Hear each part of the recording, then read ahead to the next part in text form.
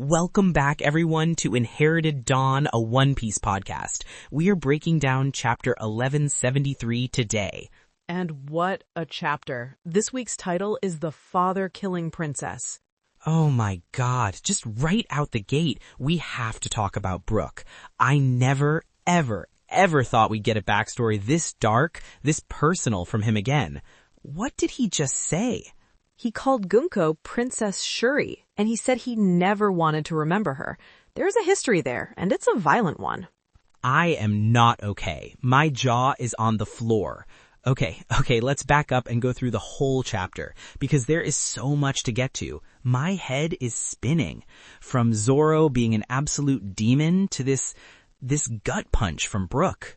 It's a chapter of extremes. Let's start with the physical conflict before we delve into the emotional one. We begin with Zoro and the giants. The demonized giant warrior pirates are closing in on Jarul, ready to kill him. And Zoro is just standing there, calm as ever. He has that look on his face, the one where you know he's already figured out the entire fight and is just waiting for everyone else to catch up. Hajruddin is panicking, understandably. He's like, what's the plan? And Zoro just asks him straight up, is it cool if I cut down Dory and Brogy? The phrasing is what's so important there. He doesn't say, I'm going to cut them. He asks for permission. It's a sign of profound respect, not just for Hajruddin, but for what Dory and Brogy represent to all giants. That's insane. He's asking for permission to take down living legends. These are the guys from Little Garden, the men whose 100-year duel inspired Usopp and Luffy so much. And Zoro's just like, hey, mind if I beat up your gods? The sheer audacity. It shows his maturity. A younger Zoro, maybe the one from East Blue, might have just charged in, eager to test his blades against famous names. But this Zoro understands legacy. He understands that these aren't just opponents, they are the heart of a nation's dream. He's deferring to their descendant, letting him make the call. And you can see it just tearing Hajruddin and Stanson apart. Their faces, man. It's one thing to fight strangers, another to strike down your idols, even if they're not themselves. It's like being asked to tear down a statue of your greatest hero because it started attacking people. But then, these other giants, the ones under the Domi Reverse's influence, they start mocking them. They're laughing at Hajruddin's dream of reforming the giant warrior pirates, calling it a childish fantasy. And that just flips a switch. That was the worst thing they could have possibly said.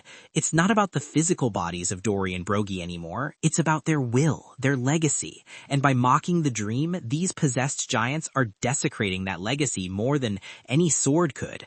Hajruddin realizes it. He's like, do it, Zoro. Cut them loose. He's asking Zoro to free them from this dishonor. And that's all Zoro needed to hear. Confirmation that he was doing the right thing. His plan was so simple, but so effective. He must have realized the Domi Reverse effect was happening between the giants. He couldn't get caught in the middle. You could almost see the sound effect spreading like a ripple between them. So he just jumps on their heads? He's using these massive, rampaging 60-foot tall giants as stepping stones to stay in the air.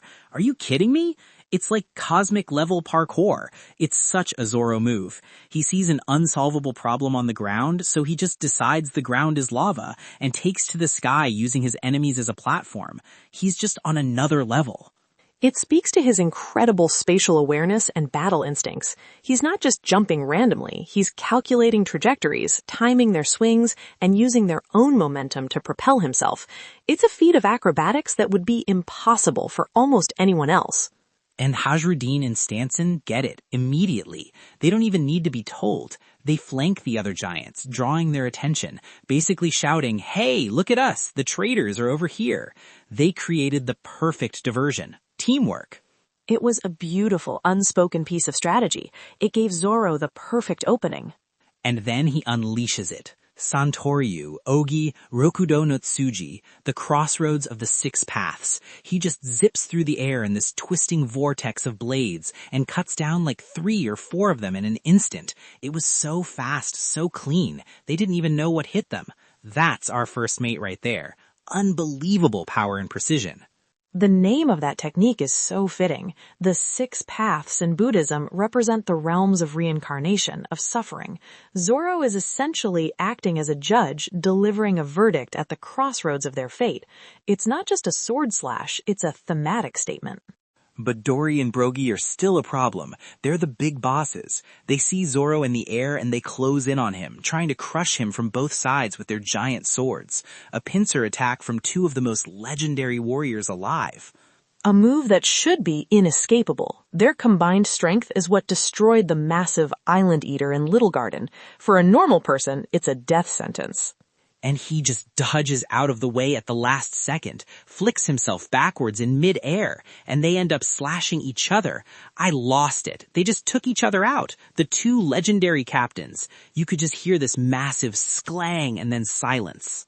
The look of shock on everyone's faces, the other giants, Hajudin, even Dory and Brogy themselves, as the effect seems to momentarily wear off. It's a tragic moment, seeing these 2 brothers in arms strike each other down, but it was also a tactically perfect one for Zoro. He defeated them without even having to land the final blow himself. He turned them into a giant clackerball toy. It's the ultimate disrespect and the ultimate sign of respect all at once. He was too respectful to cut them down himself, so he made them do it for him. They're stunned, bleeding, and he's safe, for now. What a way to open the chapter. Just pure action, pure hype. But man, it shifts gears hard after that. It shifts to the heart of the chapter. It shifts to Brook. He's still tangled in Gunko's arrows, but he's managed to crawl all the way to her, where she's being possessed by Emu. The determination on his face, even as a skull, is palpable. He's dragging himself across the ground, and he looks up at her, and the first thing he says is her name, or a name, Princess Shuri. And Emu, in Gunko's body, just turns and looks at him with this cold, inquisitive stare. This whole internal monologue from Brook was heartbreaking. He's not reacting with pure emotion at first. He's trying to reason his way out of what he's seeing. He's calculating her age, saying the real Shuri would be 80 by now. He thinks this can't be her, maybe a relative, a granddaughter. He's trying to find any explanation other than the impossible truth in front of him. He even says she wouldn't recognize him because he's a skeleton. That hit me, man. It's his running gag. I have no eyes to see with, yo-ho-ho. But here, it's not a joke. It's this deep, profound sadness. He's lived so long that he's become unrecognizable to someone from his past. He is literally a ghost haunting the present. After all this time, that's still something that causes him real pain. But the evidence is all there, and his mind can't deny it. The hair, which is a unique style, the mismatched eyes, a very distinct feature, her connection to Mary Jawaz, which implies royalty, and, perhaps most damningly, her love of his music. It all aligns with this person from his past. The logical part of him has connected the dots, even as his heart is rejecting it. And then he just snaps. All the sorrow, all the confusion, it's gone in an instant, and it's just replaced by pure, unadulterated anger, a rage we have never, ever seen from Brook. He yells that he never wanted to remember her. He calls her the father-killing princess. Think about what this means. Brook, our cheerful, joke-cracking, panty-asking musician, the gentleman skeleton of the crew, has been carrying this white-hot rage and trauma for over 50 years in isolation on his ship, and for decades before that. This isn't a new wound. It's an ancient one. He says she killed the man he was indebted to. Someone he owed everything to. I always assumed his primary debt was to the Rumbar pirates and to Laboon, but this feels like it predates even that. Or maybe it happened during his time with them? Who was this man? A king? Her father? Was Brook a royal guard? The captain of the guard? It opens up a whole new chapter of his life we never knew existed. It recontextualizes his entire character, his constant cheerfulness, his jokes. They aren't just his personality. They could be a coping mechanism, a deliberate choice to live in the light because he's carrying such a profound darkness. And more importantly, who is Shuri? A princess who murdered her own father. That's a story of Shakespearean tragedy, and it's tied directly to our Soul King. The craziest part is that his words, his raw, emotional anger, actually broke Imu's control. For just a second, Gunko was back. The empty ringed eyes faded and her real eyes looked at him, filled with recognition and fear. She told him to run. The emotional connection was stronger than Imu's power. That is a critical piece of information. Imu's ability, whatever it is not absolute. It can be fought. And it seems a deep personal connection is the key. She freed him. The arrows loosened, and not just around him. At that same moment, Usopp, Nami, and Jinbei are also freed from the arrows that had them pinned down. She saved them. Even while being puppeted by the king of the world, some part of her is still in there, still fighting. But it didn't last long. Imu takes back over, the rings snap back into her eyes, and the arrows tighten around Brook's leg. He's not totally free yet. And Imu is furious, but the object of that fury is fascinating.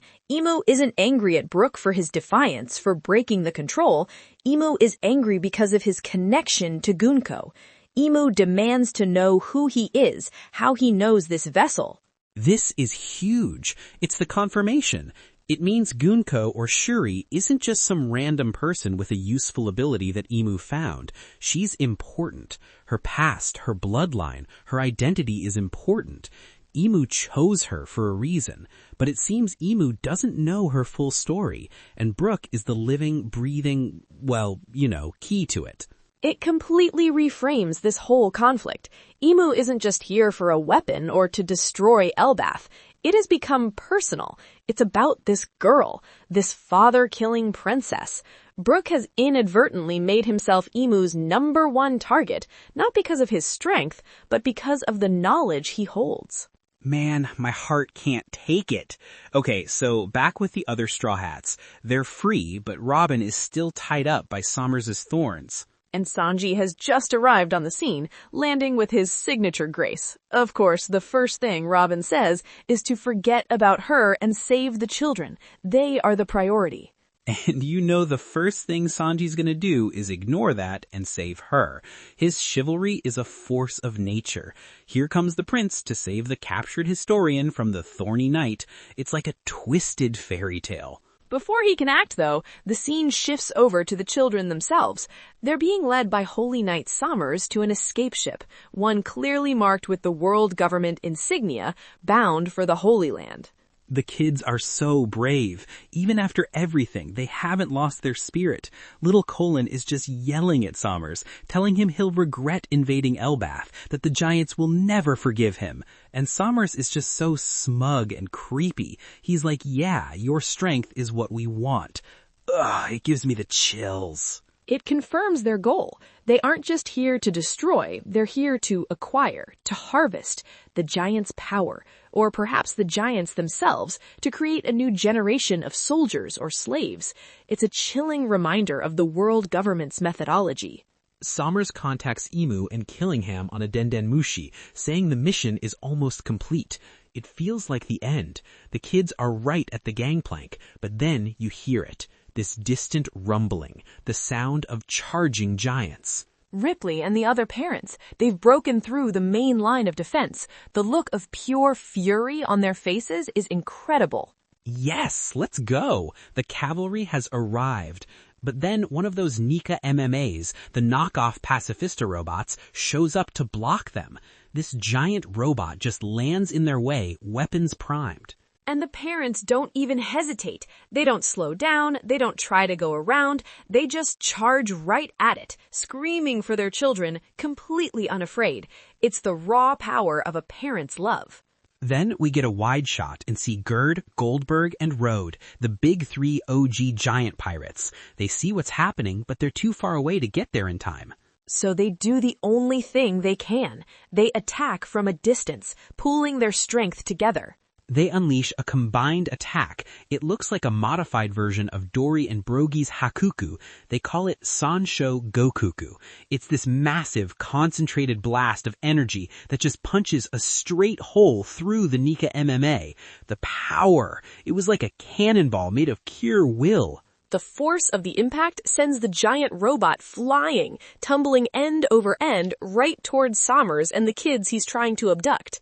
And this is where it gets amazing. Sommers, this big tough holy knight, this elite warrior, just scoffs. He sees this multi-ton robot falling out of the sky and just winds up his spiked club like he's at batting practice. He smacks it away like it's nothing. He deflects this giant falling robot. He does, an incredible feat of strength. However, his aim was less than perfect. He accidentally knocks it right onto their escape ship. The entire galleon just gets completely obliterated, smashed to pieces. It just crumples like a tin can and sinks instantly. The look of pure, unadulterated horror on his face, their only way out, their entire meticulously planned mission, their ride home, just sunk by his own hand in a moment of arrogant showboating. It was perfect. It's the most Oda-style victory I have ever seen. The enemy's own arrogance and overwhelming power leading directly to their complete and utter failure. I was dying laughing. That image of him just frozen there, his club still in the air with the ship sinking behind him, is an all-timer. A moment of supreme irony. He was so confident, so in control, and in one move, he stranded himself and his men in the middle of a very, very angry Elbaph, surrounded by very, very angry giant parents. They are so screwed now. You absolutely love to see it. What a chapter. Insane action, massive character-altering lore drops, and a hilarious karmic ending. Oda is on another level right now. Oda also left a little author comment this week. He said he's been enjoying Kusa Megane on TikTok. That's awesome. Even Oda, the master storyteller, is scrolling TikTok on his breaks. Love that. It makes him feel more real, you know? Alright, let's take a breath. That was a roller coaster. We have to get into it. Predictions for 1174. Agreed. The fallout from this chapter is going to be immense. My first prediction is about Imu. Now that Brook has revealed Gunko's identity as Shuri, and Imu is aware of this unknown variable, Imu's next move won't be just to attack. Imu will attempt to extract information from Brook. Specifically, Imu will use Gunko's body to ask about the king Shuri killed. I believe that man, Shuri's father, is the real key to this mystery and is someone Imu has a vested interest in. Ooh, I like that. Imu switching from destroy to interrogate makes total sense. Okay, my first one is Sanji versus Sommers. It's set up perfectly on the board. Sanji has arrived, Robin's tangled in thorns, the kids are right there but now safe from abduction. Sanji's gonna tell everyone else to get the kids to safety while he holds off the furious Holy Knight. It's the classic Prince versus Knight showdown, and Sanji's not going to let anyone who threatens women and children get away. My second prediction is a direct follow-up to my first. As Imu questions Brook, forcing him to relive this trauma, we're going to get our first glimpse into this new backstory. I don't think we'll get the whole story, but I think Oda will give us a single, powerful flashback panel showing the face of the man Shuri killed, the king, the man Brook was indebted to. It will be just enough to give us a face to put to the name and fuel our theories for weeks. Ooh, I like that. Imu switching from destroy to interrogate makes total sense. Okay, my second one is about Zoro. Dory and Brogy are down, but not out. They're stunned, but they'll get back up. Zoro's not going to try and kill them, and he knows just cutting them again won't solve the problem. His next move will be to use the blunt side of his swords to knock them unconscious, taking them out of the fight properly without causing more lasting damage. He respects them too much to do anything else. It's the swordsman's equivalent of a mercy knockout. A logical and honorable next step for him. My final prediction is about Robin's situation. The thorns binding her aren't just plants, they're clearly part of Sommers' devil fruit ability. Sanji, seeing that he can't just break them with force without hurting her, will use Diable Jambe. But not to attack her, of course. He'll use his fire with incredible precision, carefully burning only the thorns away from her body. Fire is the natural enemy of plants, and it would be a perfect way to show his refined control over his abilities, using his destructive power for a delicate rescue. Whoa, using his fire precisely like that would be some serious control and a huge character moment. I love it.